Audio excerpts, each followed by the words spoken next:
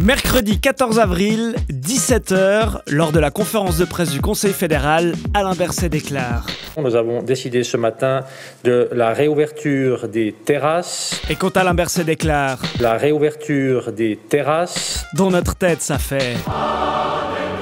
Et même encore plus dans la tête d'Esther Mamarbachi. Ouverture des terrasses. On va pouvoir aller boire cette bière dans les terrasses. À partir de lundi, on va pouvoir aller boire une bière au restaurant. Quand vous irez boire votre bière sur la terrasse des restaurants, juste pour boire un petit coup de bière, et après avoir bu votre bière, ou avant d'avoir bu votre bière, ce sera le goût de la bière, mais le goût de la bière en temps de coronavirus. Ou de l'eau, hein, pas forcément de la bière.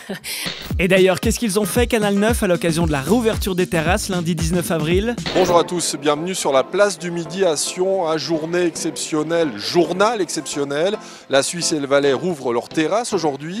Oui, une journée exceptionnelle qui mérite un journal dédié à cette thématique sur la chaîne valaisanne, avec bien sûr du direct en terrasse, des images de service, des interviews de restaurateurs, et puis parce qu'il faut bien remplir les verres, mais surtout l'émission, beaucoup de réactions de clients. Ah mais il y a longtemps qu'on attendait. Hein. C'était tout simplement merveilleux. Ça fait du bien aux restaurateurs. J'ai presque envie de dire, des réactions jusqu'à plus soif. La vie, elle vous prend une chose, elle vous ordonne une autre. Boire un verre avec mon ami. C'est beaucoup mieux comme ça. Plus de liberté. Sensation bizarre copain. Délivrance. Bonne soirée à toutes et à tous. Alain Berset a donc déclaré La réouverture des terrasses. et ça a mis tout le monde de bonne humeur. On l'a ressenti au-delà des terrasses, avec ce footballeur qui, quand il marque un but, joue de l'air guitare, avec l'équipe de TTC qui s'est bien marrée lors de son reportage sur les croque-morts. Cette histoire-là, ça va me coûter combien? 500 francs, monsieur, c'est un prix forfaitaire. Merci. Ce qui revient le plus cher, comme on dit toujours chez nous dans notre métier, ce sont les heures mortes. Et avec cette journaliste du 19-30 qui nous a subtilement glissé le jeu de mots de l'année dans ce reportage. La SPA de la Côte n'a plus de chiens à adopter, mais elle reçoit encore des centaines de demandes chaque mois. Les chiens ont encore la cote. Jeu de mots également à Genève, au centre de vaccination. On en a tous notre dose du Covid-19.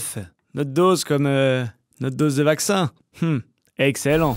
Celui par contre qui ne semble pas avoir fait attention au jeu de mots, c'est Michael Ngoy. Sport Dimanche s'est intéressé à son nouveau travail, maintenant qu'il prend sa retraite d'hockeyeur. On est un centre de formation qui proposons des brevets fédéraux spécialement à distance. Il gère désormais la Ngoy Connected Academy, soit la NK Academy, c'est propre. Et pour terminer, une bonne question, peut-on dire tête de pipe à la télévision? Ces 10 dernières années, nous avons diminué de 24% par tête d'habitants. Apparemment non, mais c'est mieux d'y réfléchir avant d'avoir commencé sa phrase. À dans 15 jours.